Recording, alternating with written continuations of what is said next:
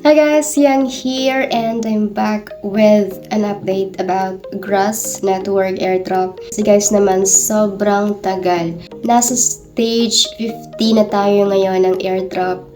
Pero wala pa rin ina-announce na date regarding the token distribution or kung eligible ba tayo or kung may matatanggap ba tayong tokens. That's why in this video, we will check Grass official's Twitter account and see what is happening or what is going on about the project. But before that, don't forget to subscribe to this YouTube channel for more airdrops and updates. Natin guys sa official Twitter ni Grass Network.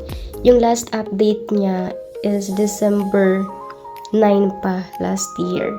So ito yung, December 16 yung latest na update. Pero hindi nila in-announce yung about sa airdrop distribution. So let's go to the application. Tingnan natin dito. Currently, we are on the Epoch 15. Right now, I have 291,000 for this phase of airdrop. For the last season kasi, season 1, it was around 10 phases of airdrop lang. And then they have distributed the airdrop to eligible participants. Pero ngayon kasi umabot na siya sa 15. Sobrang tagal. Although, this is free naman and it is already proven na nagbibigay talaga ng token si Grass. At kung makikita nga natin ngayon, yung isang price ni Grass is 0.28 na lang. So, bumaba siya. Unlike nung season 1 na ang daming kumita ng malaki kasi nga yung ATH niya or yung listing price was $1.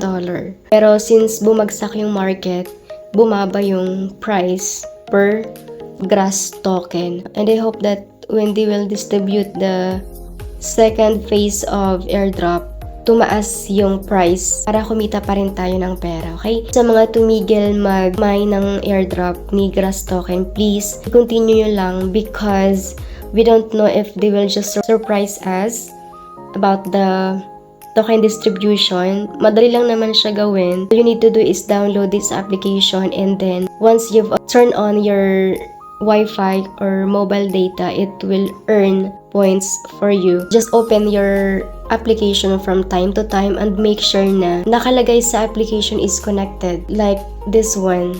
Because if it's disconnected, it won't earn you points. And you know, it's also much better kapag yun nga, mobile app yung ginamit ninyo kasi it will earn you 3 times.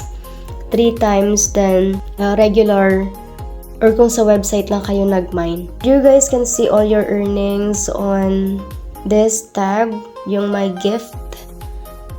Yan, from the stage 1 to stage 15, you'll see all your total points. So wala tayong million points dito guys kasi ang pinakamataas natin ay nasa 896,000.